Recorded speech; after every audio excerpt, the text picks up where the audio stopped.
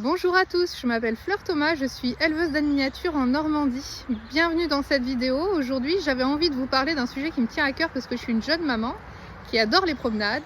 C'est randonner avec son enfant et un âne dans le bocage normand. Donc le but de cette vidéo, c'est de vous présenter un petit peu une belle balade en Normandie qui va faire à peu près une vingtaine de kilomètres.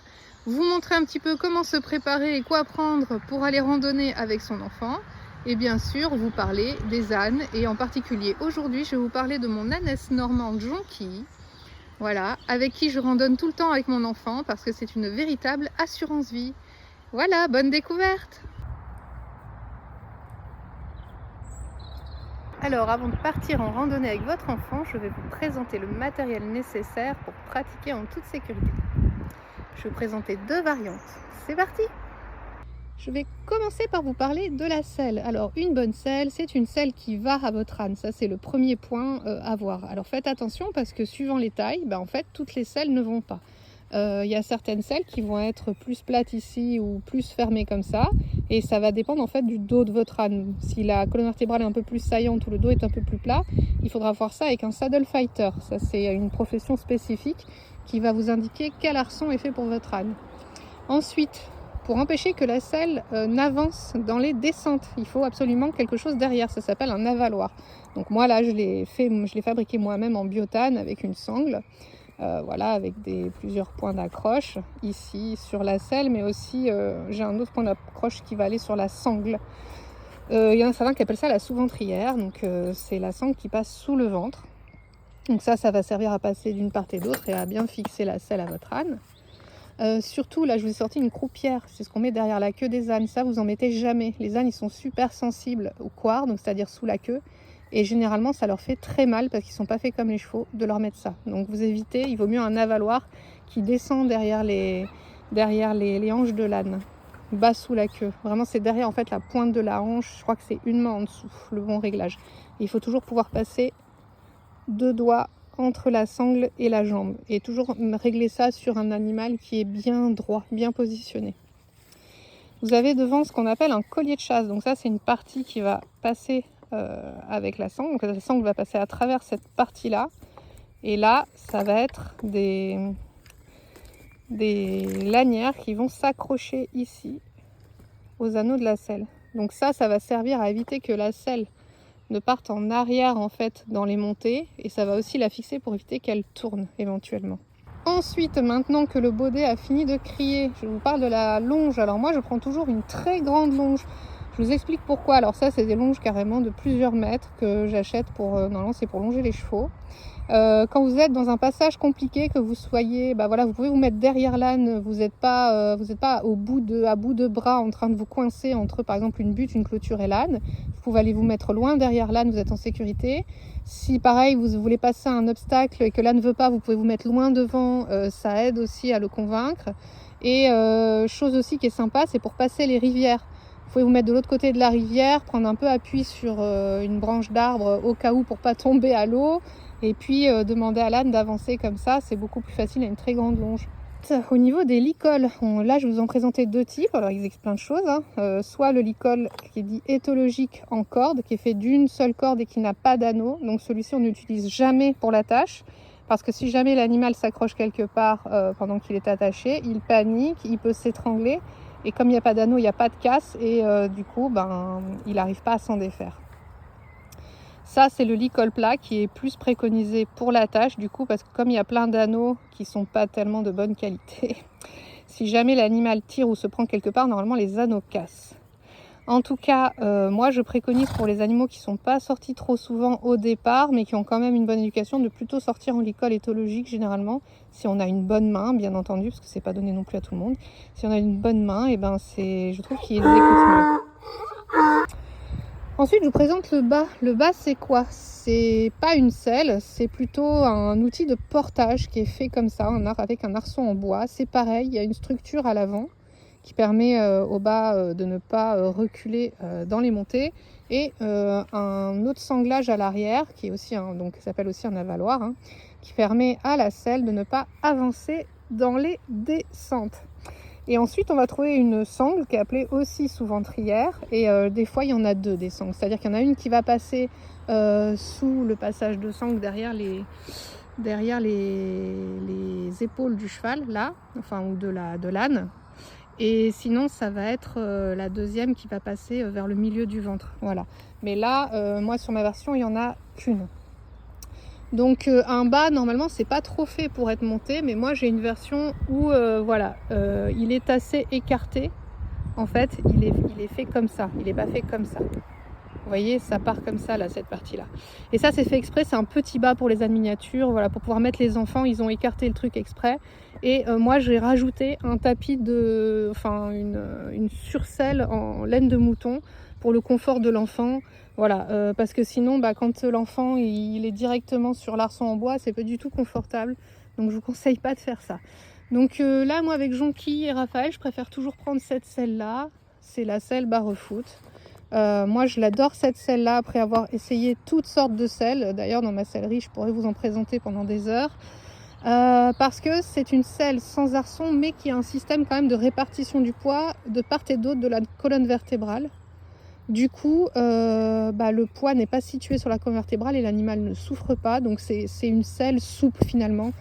Elle est tellement souple que elle va à tous mes équidés, du plus gros au plus étroit, enfin au niveau du garrot, quoi, du plus large comme ça, si le dos il a cette forme là, à celui qui aura la forme comme ça.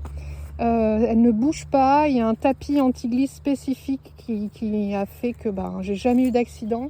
Même en débourrant mes ânes au départ, si jamais ça bouge un peu, des fois j'arrive totalement à bien les rattraper. Je n'ai jamais tourné la selle jusqu'à maintenant. Voilà. Écoutez, voilà pour le petit tour du matériel. Il ne faut pas oublier bien sûr un casque pour l'enfant, c'est important, un casque d'équitation. N'oubliez pas aussi que il faut quand même avoir un petit niveau et être encadré par des professionnels pour se lancer quand même dans des balades. On n'y va pas comme ça, avec un animal qu'on ne connaît pas et si on n'a jamais fait ça.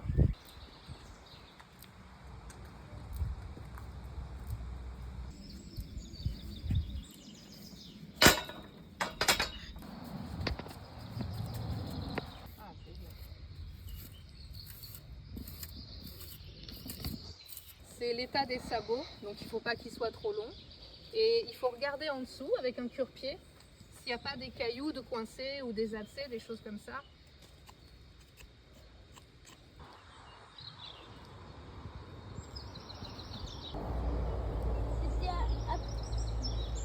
Un peu d'eau dans ton...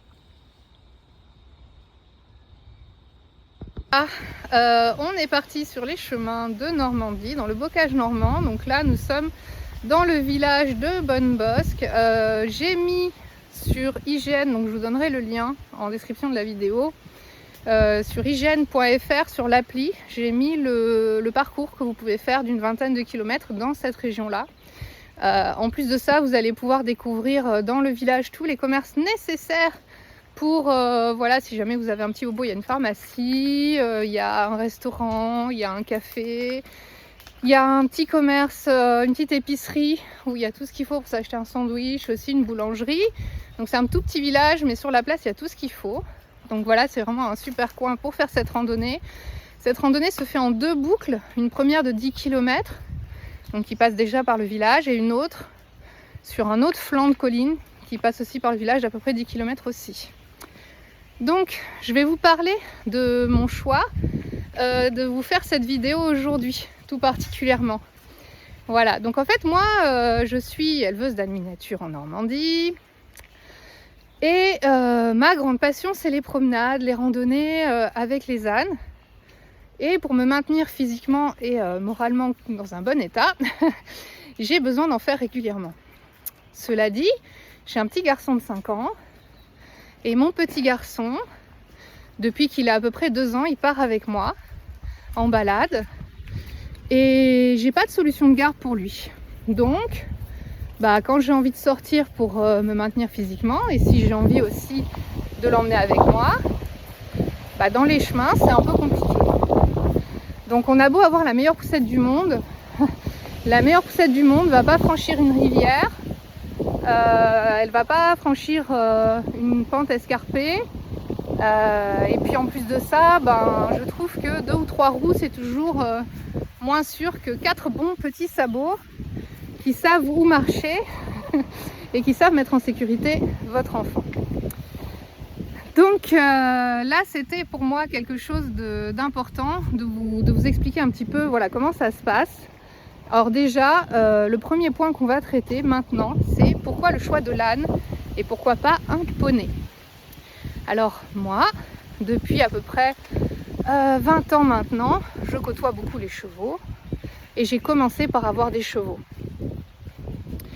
Alors les chevaux, les poneys, ça n'a pas du tout le même caractère que les ânes. Il ne faut pas écouter tous les a priori qu'on a sur les ânes, prétendus mauvais caractère et des choses comme ça. Donc le poney va avoir peut-être, même s'il est bien éduqué, une nature un peu plus fuyarde, un peu plus réactive, si jamais il se passe quelque chose. L'âne, si jamais il y a une nouveauté, il a l'intelligence de s'arrêter et d'analyser la situation. J'en ai 28 aujourd'hui des ânes et j'en récupère régulièrement, qu'on me donne ou que voilà, par bouche à oreille. Hein. Donc je récupère des ânes, je les rééduque et je les réinsère dans la vie de famille. Et à chaque fois, j'ai toujours des animaux qui sont très réfléchis et qui n'ont pas de réactivité face aux nouveautés. Donc ça, quand on a un enfant, c'est quand même hyper important parce que quand on est une maman ou un papa, ce qui est le plus important pour nous, c'est que notre enfant soit en sécurité. Et pour moi, l'âne, c'est un super gage de sécurité pour la protection de notre enfant.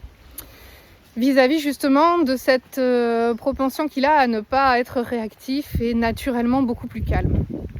Alors bien sûr, j'ajoute un bémol, c'est pas parce que vous allez trouver un âne dans le pré du papy, du voisin, que vous allez pouvoir lui mettre une selle tout de suite et le sortir comme ça. Jonquille, ça fait 2 ans que je l'ai, celle-là.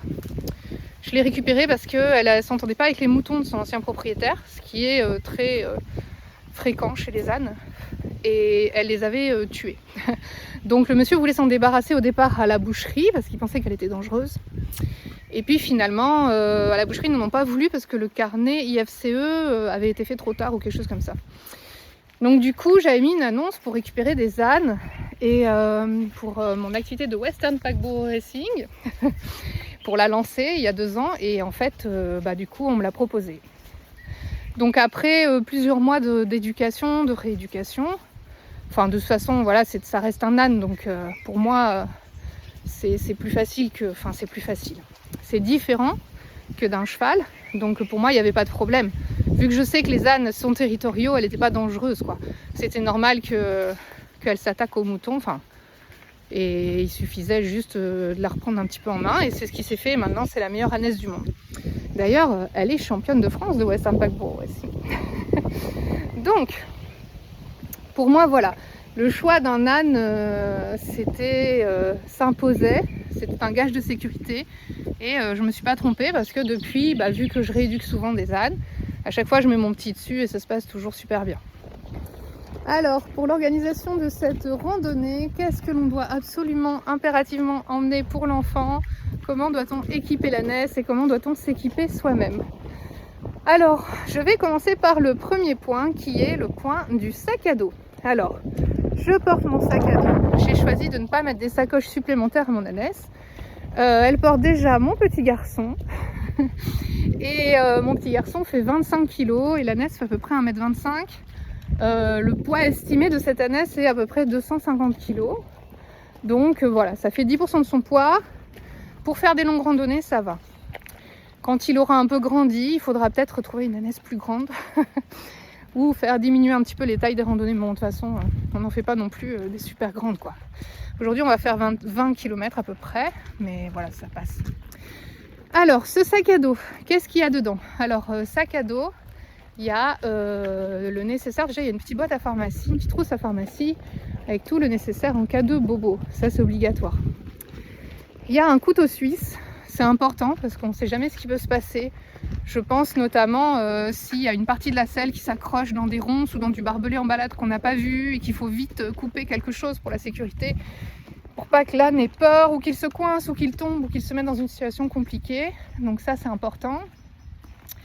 Il y a un petit nécessaire écolo là pour se laver, au cas où on a besoin de se laver les mains dans une rivière, voilà, petit savon écolo, choses comme ça. Bien entendu, nécessaire pour si jamais l'enfant doit faire popo, hein. Petite lingette biodégradable, des choses comme ça. Avec un petit sachet plastique pour récupérer les déchets surtout. Et on a aussi une toile qu'on a achetée à Decathlon. C'est une toile imperméable qu'on va mettre sous un tarp, vous savez, pour mettre son sac de couchage dessus pour pouvoir se coucher isolé du sol. Ben moi je m'en sers comme couverture de pique-nique en fait. Donc voilà. Et qu'est-ce qu'on a d'autre? Eh ben on a le pique-nique. Et on a des jeux. Parce que quand on fait notre petite pause au milieu de la journée, on attache la Ness pour qu'elle le mange. Et puis nous, on fait des jeux. Et comme ça, on rend le truc un peu ludique. Ensuite, comment on équipe la Ness et l'enfant? Donc l'enfant déjà et moi, on a des kawaii aussi. Au cas où, parce que le temps normand, hein, on va dire que bon, il fait quand même souvent gris et qu'il peut pleuvoir.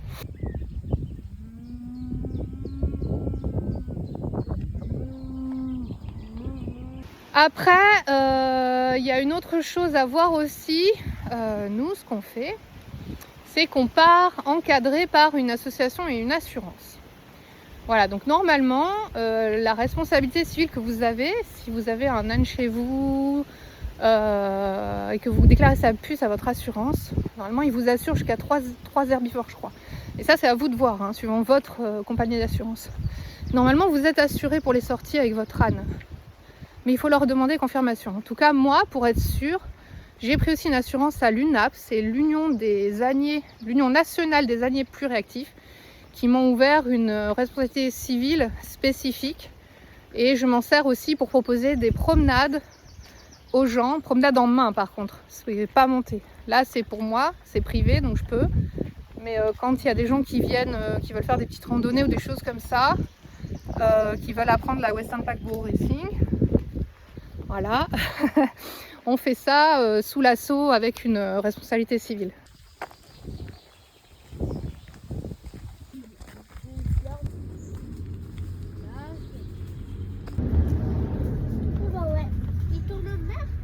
Donc là, voilà, il y a un tracteur qui passe derrière nous. La Ness s'en fiche royalement. Et c'est ça qui est génial en fait. C'est ça qui est super. Et voilà quoi, merci gentil. Quand on a des animaux comme ça et que on ressent plus du tout la peur et le stress, qu'on n'est plus à s'inquiéter de ce qui va arriver dans un chemin ou ce qui va se passer parce que l'animal peut faire un bond ou j'en sais rien. La vie est tellement plus facile, mais tellement plus facile. On profite de la balade en fait, c'est ça qui est génial. Voilà, on a un petit rayon de soleil qui arrive et je vous montre le type de chemin par lequel on passe. Donc en fait, il y a plein de boue, de flaques, mais ça pose pas de problème à la Ness.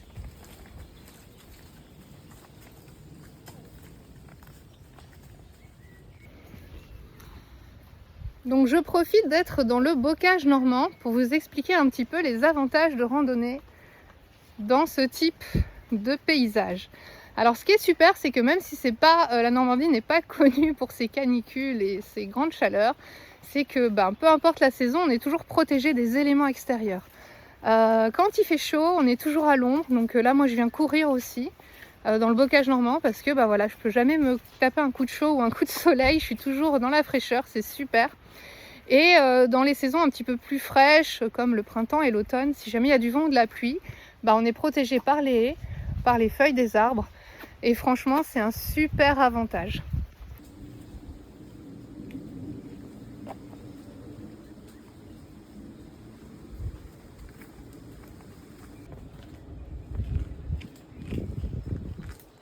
Voilà, donc matériel pour la Ness, je prends un licol éthologique qui ne doit pas servir pour la mettre à la tâche car c'est dangereux.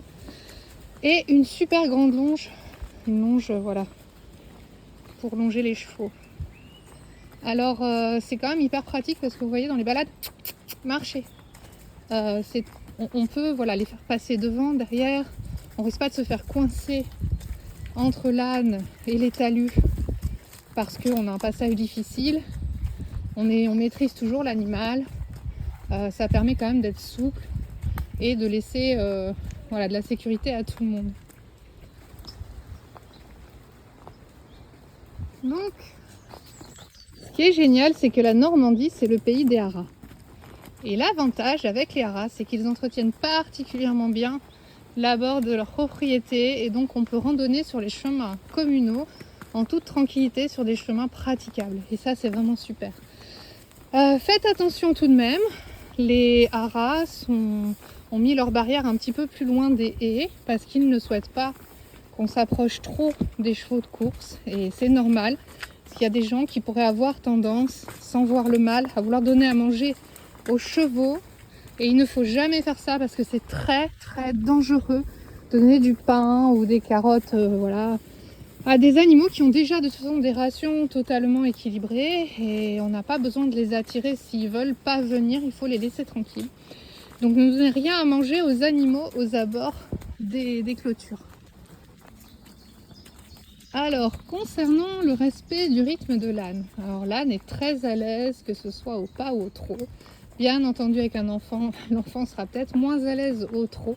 Cela dit, les ânes ont quand même un formidable atout, c'est que quand ils trottent, ils restent très confortables, il y a juste les jambes qui bougent et le dos qui ne bouge pas. C'est incroyable, ce sont tous de vrais fauteuils. Voilà, au niveau du rythme, une fois que vous avez fait à peu près 3 heures de marche avec un âne, on dit qu'il faut qu'il puisse manger pendant au moins 20 minutes pour se remplir l'estomac avec de l'herbe, avec des fibres, parce que sinon ils peuvent être sujets à faire des ulcères. C'est pas que les ânes, c'est tous les équidés en général. Donc 3 heures de marche, 20 minutes de brouting minimum.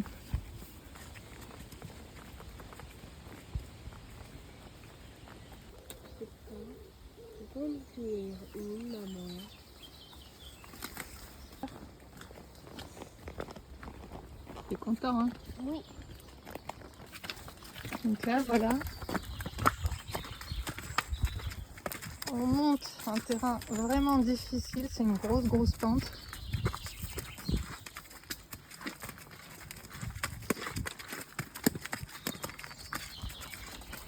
Donc là, j'aime autant vous dire que la poussette ne passerait pas. Alors, je ne suis pas une spécialiste de la région normande, cela dit.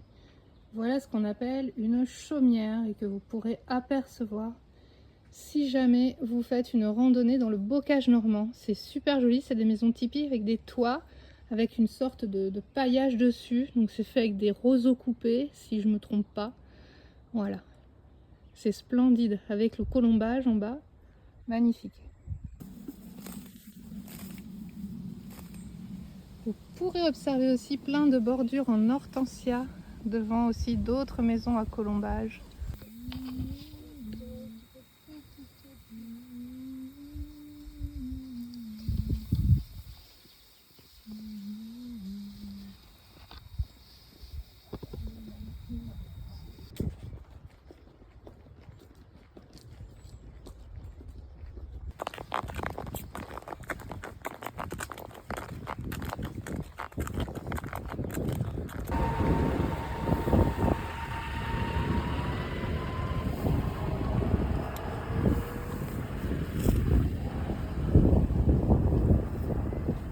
Voilà, on a fait notre première boucle de 10 km. Maintenant, on va s'arrêter pour le pique-nique parce que mon enfant, il est midi, il réclame à manger.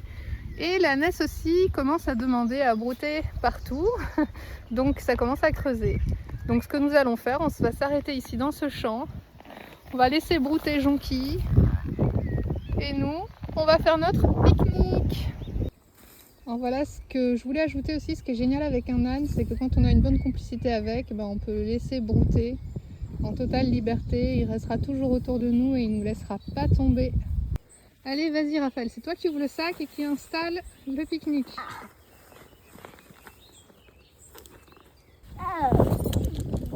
Voilà, les jonquilles, elles broutent toujours à côté de nous. Voilà. C'est bon, t'as tout sorti? Et pour si jamais on se fait mal, on a ça. Oui, oui. Et oui. Jonky, par contre, tu viens pas manger le pique-nique là. Non, non, non, non, non, non, non, non, non, non. Non, non, non, tu vas manger de l'herbe, toi. Alors, on ne donne jamais de pain aux ânes. C'est pas bon pour eux, hein. Même si Jonky a tendance à vouloir prendre le pain, c'est non, pas de pain. Des rondelles de carottes de temps en temps, oui, mais pas de pain.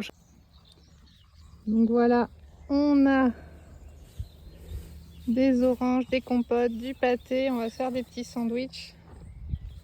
Et toi, t'as toujours pas le droit de venir manger notre repas, hein? Ah ben non. Coquine. Coquine. En plus, il y a plein de bonnes herbes là, hein? Donc bon, régale-toi. Voilà. Elle est pas belle la vie. Oui. Maman.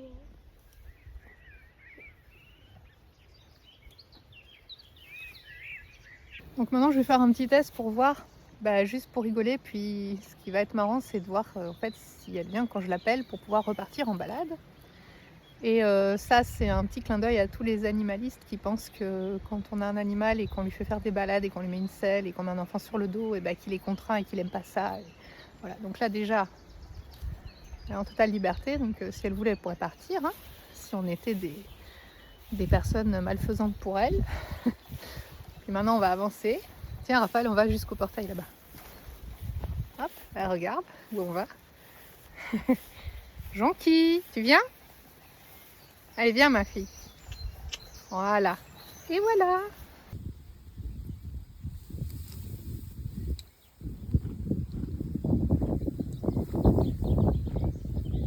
Oh, une petite marguerite, s'il te plaît.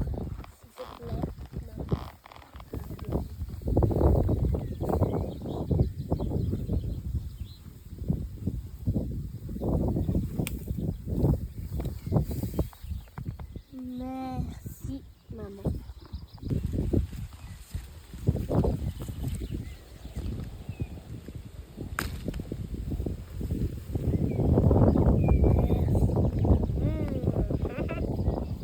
Ouais. Donc là, on va aller voir l'église de la commune du Fournay.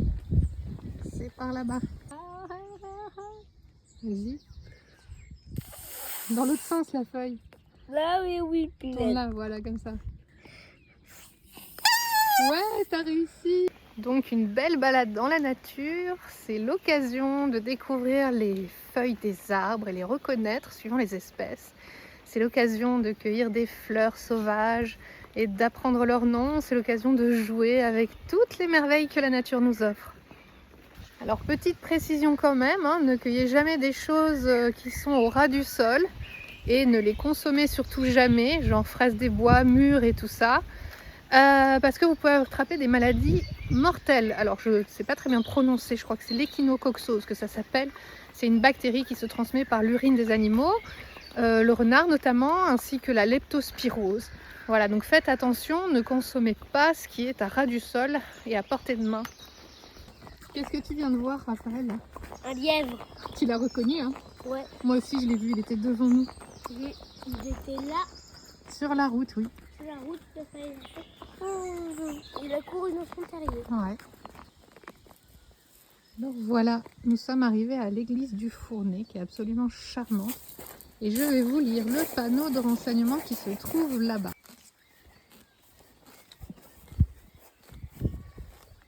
Alors, église Saint-Pierre. Cette église fut construite probablement au XIIe siècle, puis profondément remaniée au cours du XVIe siècle et du XVIIe siècle. Le saint patron de l'église, Saint Pierre, est représenté par une statue de pierre polychrome du XIVe siècle debout et coiffé d'un bonnet conique, l'ancêtre de la tiare, ancienne coiffure d'apparat du pape. Il tient la clé qui est son attribut. Ce haut-relief du XVe siècle raconte le martyre de Sainte Agathe. Au centre du groupe, elle a les mains liées le long du corps et ses deux bourreaux enserrent ses seins dans les tenailles pour lui arracher. La légende veut que la nuit suivant son martyre, Saint Pierre lui apparut et guérit ses blessures. Pendant longtemps, cette pierre a fait l'objet d'un pèlerinage. Et voici la chose qu'on ne peut pas voir qui est à l'intérieur parce que l'église est fermée. Donc voici la fantastique et merveilleuse petite église du Fournay. C'est quoi cette position que tu nous fais là? Bon, Jonky, elle n'est pas très inquiète par ton bruit pour l'instant. Si elle bouge, tu vas tomber là. Tu veux descendre? Oui. Ah, bah je vais te faire descendre. La Jonky, oh. Ah, bah t'as vu, hein, on tient pas bien là. Et la petite ceinture. Donc voilà, on a installé le camp. On va se faire un petit jeu pendant que Jonky, elle peut brouter tranquillement. Là, cette fois-ci, on l'a attaché au cas où il y a des gens qui passent ou je ne sais quoi. Donc c'est aussi l'avantage avec un âne, c'est que quand on l'attache, il panique pas, il tire pas au renard, il s'étrangle pas. Voilà. Ça, c'est quand même un gros avantage aussi par rapport au poney ou au cheval. Alors, Raphaël, montre ce que tu as deviné. Moi, j'ai deviné le magicien pompier. Le dinosaure. Mais oui, mais les tiennes, elles sont où?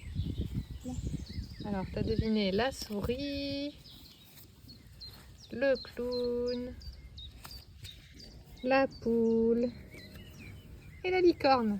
Bravo! Allez, maintenant, on range tout. Et puis, on va repartir après. On va faire le tour de l'église. Faisons voyons. Wow, ça veut dire que c'est beau à l'intérieur.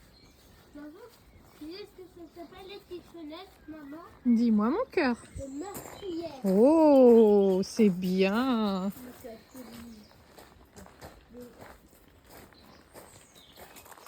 C'est là qu'on tirait. À chaque fois qu'on tirait des flèches, à la petite fenêtre, Donc on quitte l'église et maintenant on est en route pour vous montrer une marnière. c'est quoi une marnière?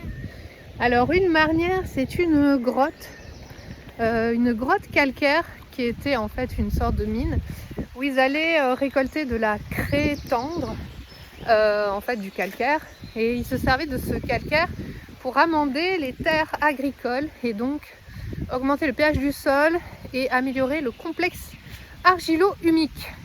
Donc en fait, ça sert à quoi tout ça? Ça sert à avoir des meilleurs rendements au niveau céréalier, etc. dans des terres un peu pauvres. Donc l'exploitation des marnières dans la région, ça a laissé quand même des traces. Ça a fait des fragilités parce qu'il y a des cavités énormes dans le sol. Les mines sont gigantesques.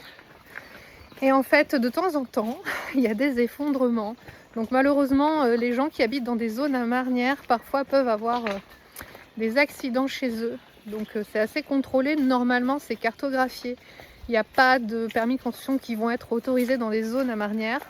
Cela dit, il peut toujours y avoir des zones mal connues.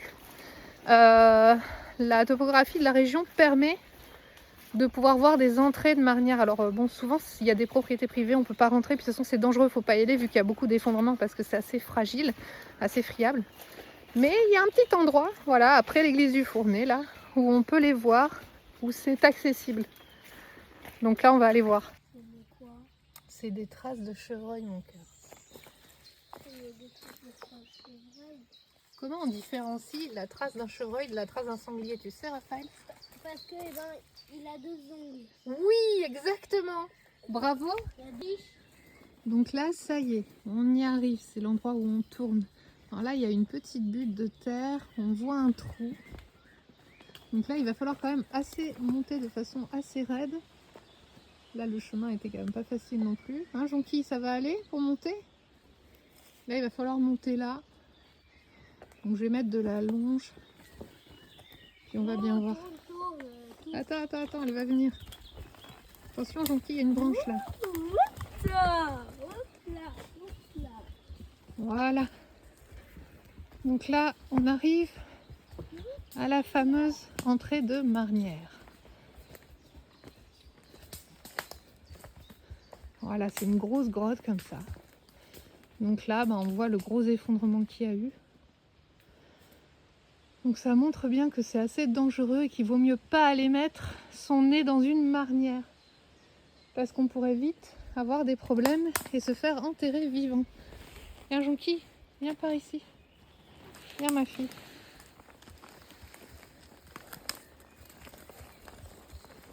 Voilà. Voici une grotte énorme qui s'est effondrée il y a très longtemps. Ouais, c'est dangereux, hein.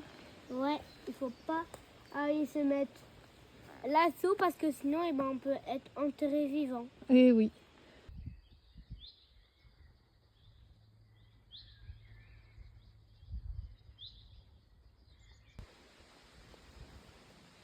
Aujourd'hui, nous allons faire pipi Autre avantage avec nos amis les ânes, non négligeable, c'est que quand on a une relation de confiance, on n'a pas besoin de tenir la longe, ils suivent tout seuls. Et ça, c'est top. Je te laisse brouter un peu. Le petit s'inquiète, mais moi je sais qu'il n'y aura pas de problème. Et là, je vais repartir pour voir. Allez, viens, Jonky. Tu viens, Jonky?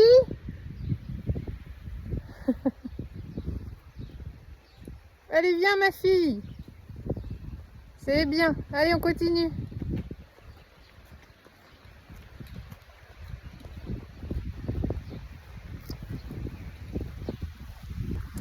Donc, il y en a un qui est en train de se régaler des cerises maintenant que l'on quitte les marnières du Fournet et la jolie petite église. Donc, vous avez compris qu'un âne, c'est super sympa. Ça suit partout, ça passe partout. C'est super câlin. C'est le meilleur compagnon de la famille, surtout pour partir en randonnée. Moi, je dis souvent que les ânes, c'est un petit peu comme des chiens, mais herbivores. Donc, pour tous ceux qui ont envie d'avoir un super animal à la maison, s'ils ont du terrain et les conditions nécessaires à leur accueil, nécessaires à l'accueil de leur espèce particulière, faites-vous plaisir. Et justement, c'est le petit moment pour vous faire une petite aparté que je vais essayer de faire rapide. Ça va être un résumé rapide. Mais avoir un âne, c'est pas anodin. N'empêche, c'est un engagement sur plusieurs dizaines d'années. On dit qu'ils ont une espérance de vie de plus de 40 ans, donc c'est pas rien. Et pour qu'ils vivent bien, justement, et longtemps, il faut savoir que ces animaux-là, ça fait moins de 500 ans qu'ils ont passé le nord de la Loire. C'est des animaux qui viennent d'Afrique du Nord. C'est des animaux finalement qui ne sont pas vraiment adaptés à nos régions, en moins de 500 ans, même si on a des races récentes en France, elles ne sont pas toujours totalement adaptées au terroir, notamment sur un problème qu'ils ont tous en commun, c'est la résistance naturelle à l'insuline. Ce qui fait qu'il faut les considérer comme des diabétiques chroniques en fait. Donc il ne faut pas leur donner des nourritures trop riches. Il ne faut pas qu'ils aient de l'herbe à volonté toute la journée. Sauf s'ils travaillent énormément, sauf s'ils sont en période de reproduction, mais entendu, si il y a des activités qui sont beaucoup plus fortes, il faut qu'ils mangent beaucoup plus fort. Donc voilà, l'alimentation est absolument à gérer, à faire. Il faut porter une attention particulière à leur alimentation, à leur régime alimentaire. Et il y a un autre point super important, c'est qu'un âne ne peut pas vivre tout seul. Et quand on dit qu'il ne peut pas vivre tout seul, c'est qu'il ne peut pas vivre sans un autre âne. Tout ce qui est compagnon, chèvre, mouton, poule, chien, chat, vous oubliez, c'est pas du tout adapté. Ils n'ont pas du tout les mêmes façons de communiquer. Alors dans certains cas, la cohabitation se passe bien, mais il y a quand même une propension de l'âne à être territorial.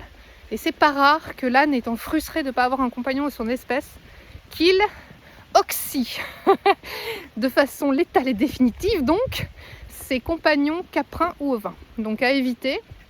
Donc 2 ânes minimum, un abri, un régime alimentaire adapté. Tout ça c'est obligatoire. L'abri aussi c'est obligatoire parce que l'âne n'a pas le poil déperlant.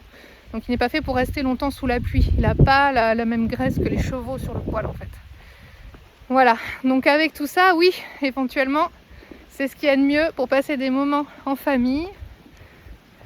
Ah, il a décidé de marcher. Mais je vous conseille vraiment de découvrir cet animal et de partager des bons moments avec lui. Éventuellement, de louer un âne avec des loueurs d'ânes. Alors en Normandie, je ne connais pas trop. Après, moi, de temps en temps, ça arrive, j'accueille du monde, mais c'est pas tout le temps, quoi. Voilà. Ça reste plutôt quand même cadre amical, familial pour l'instant, ou de l'assaut. Oh la belle fleur! On a envie de l'accueillir et d'en faire des beaux bouquets. Eh bien non, surtout pas. Cette plante est une digitale. Donc là, je viens de vous montrer une digitale, cette grande fleur pourpre avec des belles clochettes. Ça, c'est un petit truc aussi à vous dire. Il faut faire attention à quelque chose. Ne laissez pas les enfants cueillir n'importe quoi. Si vous ne connaissez pas la plante, alors d'abord, normalement, on ne cueille pas toutes les fleurs parce qu'il peut y avoir des fleurs protégées, etc. Donc voilà, il ne faut pas les cueillir parce qu'on peut, les empêcher de correctement se reproduire, de faire leur cycle, donc appauvrir la biodiversité. Mais les digitales, c'est particulier en plus parce que c'est un poison mortel. Donc si vos bambins coupent ça avec leurs petits doigts et mettent le sucre de la plante sur leurs petits doigts, ils peuvent facilement s'intoxiquer parce qu'en plus ils sont plus petits que nous et leur corps peut moins bien réagir. Faut savoir que la digitaline c'est très mauvais pour le cœur, je crois. Donc voilà, attention à la cueillette, hein. Pas n'importe quoi non plus. Des marguerites, pourquoi pas. Mais attention. Et en plus, plus elles sont belles, plus elles sont dangereuses parfois. Donc là, on se dirige dans le chemin de la Vierge. C'est une grande ligne toute droite qui a une légère pente, qui n'est pas compliquée. Le chemin est assez sympa, il y a des flaques, il y a des jolies fleurs. C'est très agréable.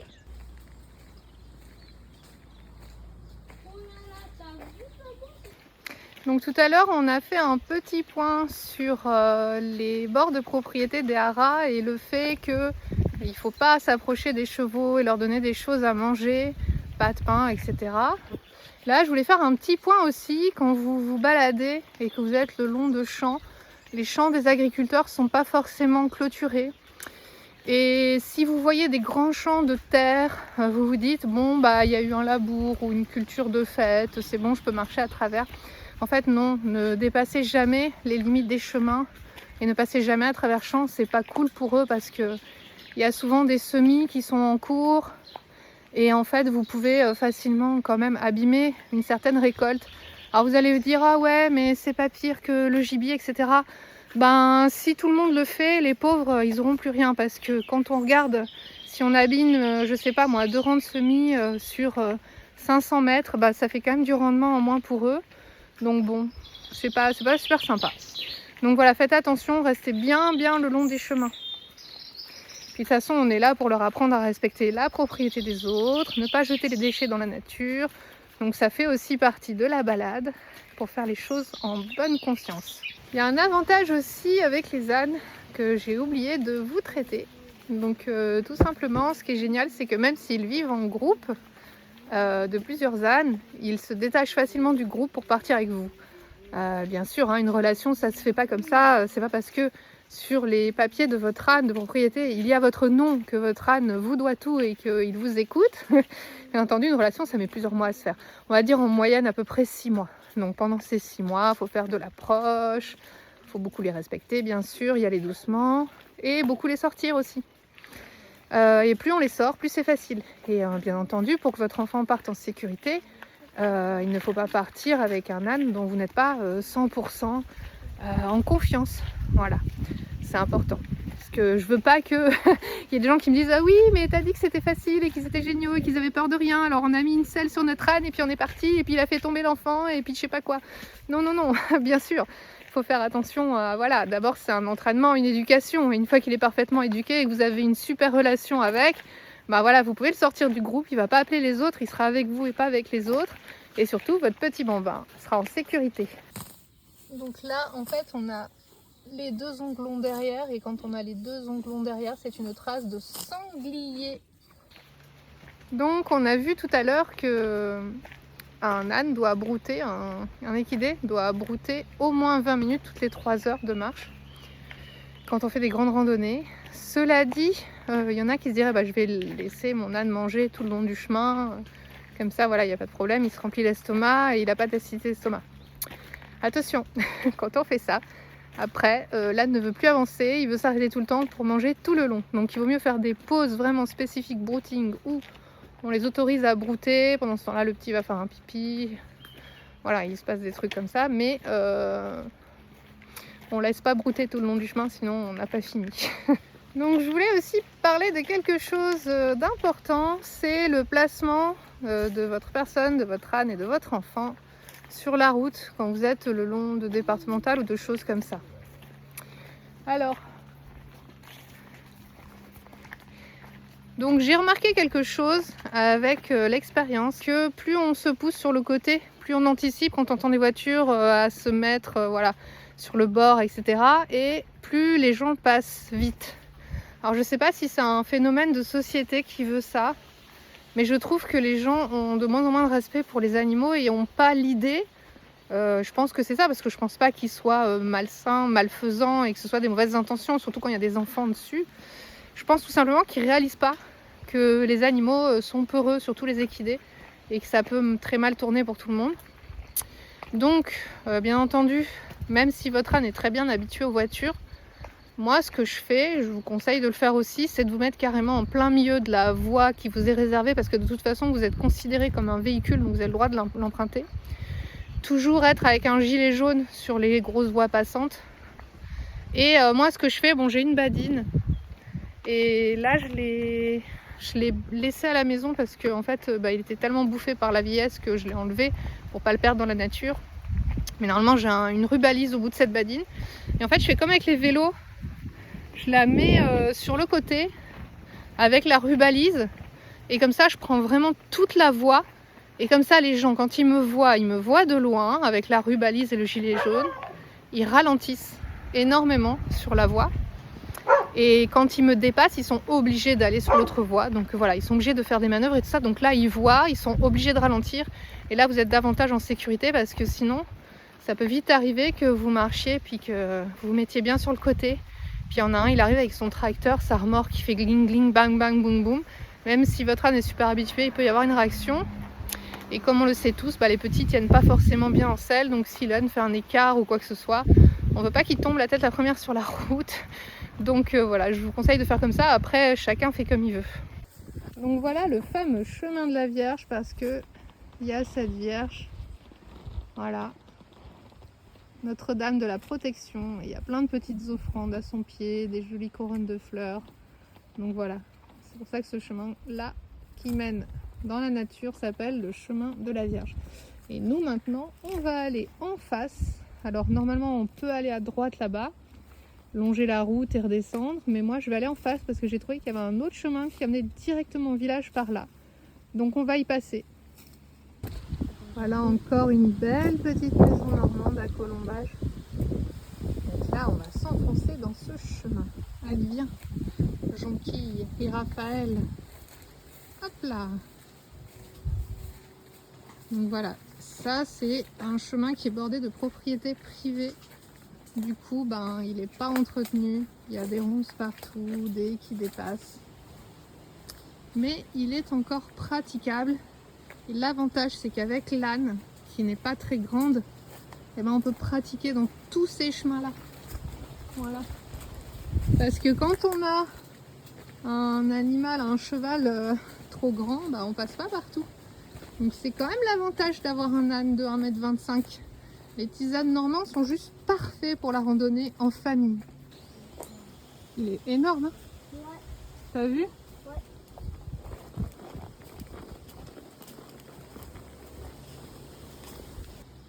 Ah là, on arrive sur une embûche. Il y a un arbre qui est tombé assez bas. Donc, est-ce que Raphaël et Jonquille vont pouvoir passer là? Je ne sais pas. Raphaël, il va falloir que tu te couches sur Jonquille, d'accord?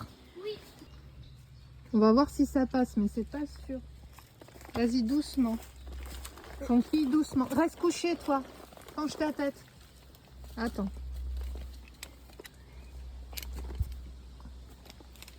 Là. Voilà. Oula, dis donc, ta capuche, elle a failli s'accrocher à la branche. On a failli avoir la catastrophe. Donc là, voilà, on a passé la branche qui est là-bas derrière nous. J'arrive pas à zoomer dessus. Donc elle était assez basse. Encore heureux. Voilà, la petite ânesse normande n'est pas grande, donc c'est vraiment top du top pour passer partout. Pas besoin de faire descendre le petit, juste le faire coucher gentiment sur l'ânesse et puis voilà, on a passé l'obstacle tranquille. Donc je m'accroche partout dans les branches au passage. Donc je voulais vous parler d'un autre super avantage avec l'âne pour les balades en famille et les randonnées en famille. C'est que comme il est plus calme de nature et qu'il ne panique pas, si jamais il y a une situation qui peut s'avérer compliquée, genre il se coince quelque part ou justement il faut aller tout doucement dans une zone dangereuse pour assurer la sécurité du petit, ou enfin voilà, s'il se passe n'importe quoi, l'âne, comme il fige ou qu'il va tout doucement, on peut vraiment réguler son allure sur un passage difficile et c'est vachement sécurisant.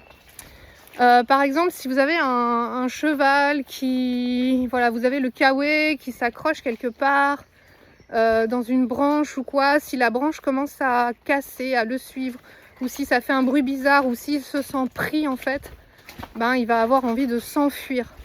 Donc il peut partir au triple galop, à toutes jambes, et laisser votre petit sur place ou l'embarquer avec, et voilà, votre enfant peut chuter violemment.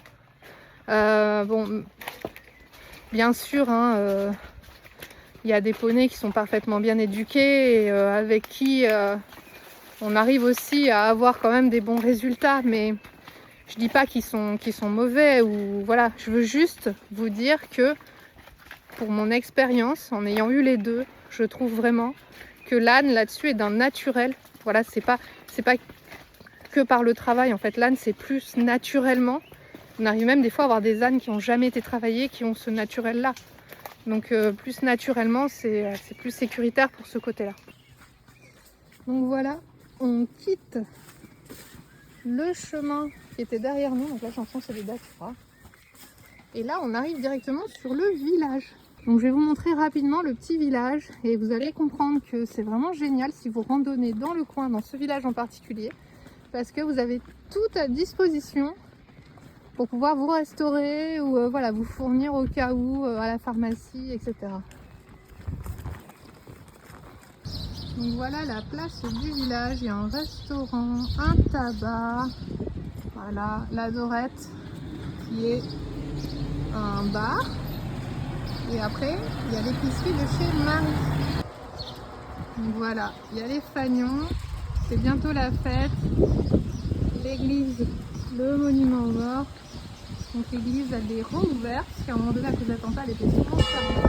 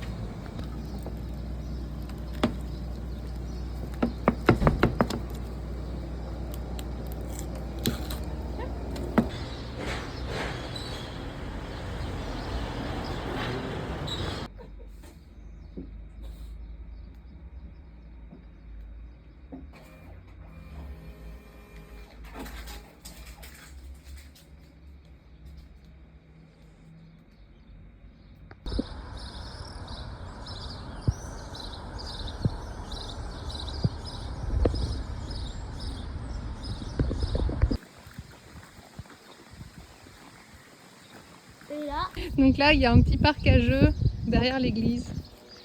Et c'est sympa parce que les enfants, ils aiment bien s'y arrêter. Donc des fois, si on est fatigué, qu'on n'a pas fait la pause pique-nique, on peut la faire ici.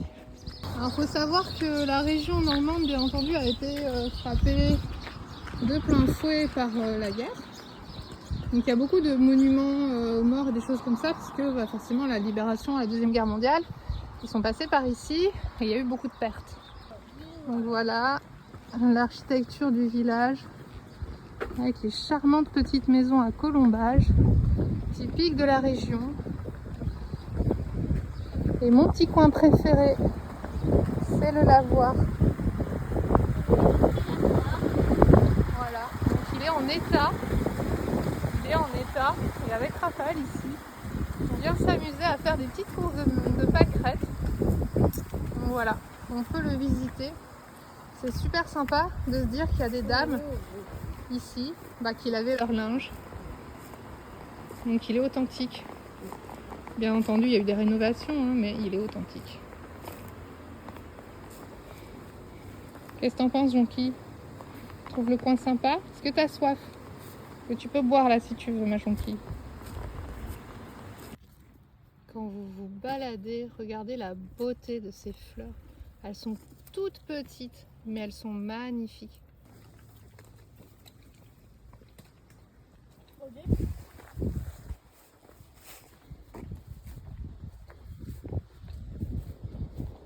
Et voilà ce que vous pourrez voir tout le long de votre parcours sur la commune de Bonnebeau.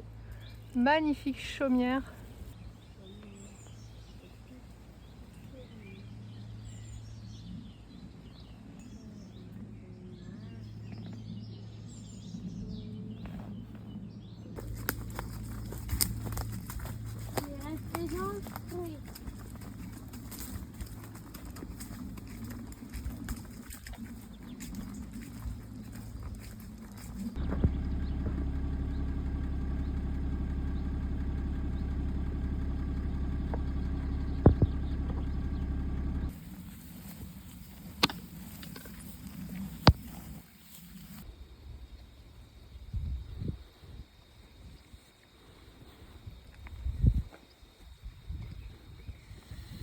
Alors maintenant, je vais vous montrer quelque chose de remarquable dans la région.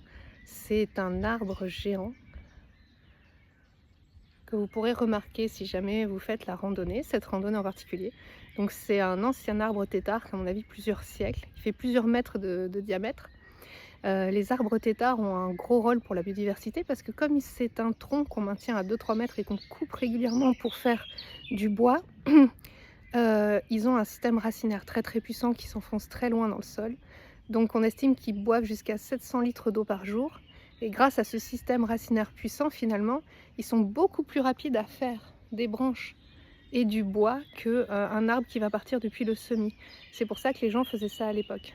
Et en plus de ça, comme on coupe le tronc à une certaine hauteur, et ben, il a toujours son rôle aussi de brise-vent. Et il accueille aussi énormément de petites faunes, de petits insectes et de choses comme ça. Donc voilà pour cet arbre absolument incroyable.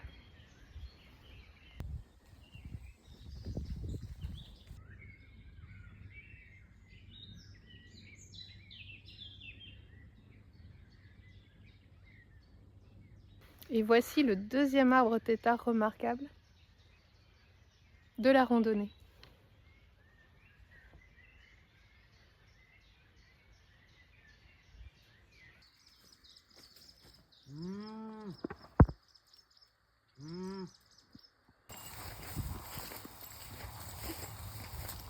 Ça t'a piqué?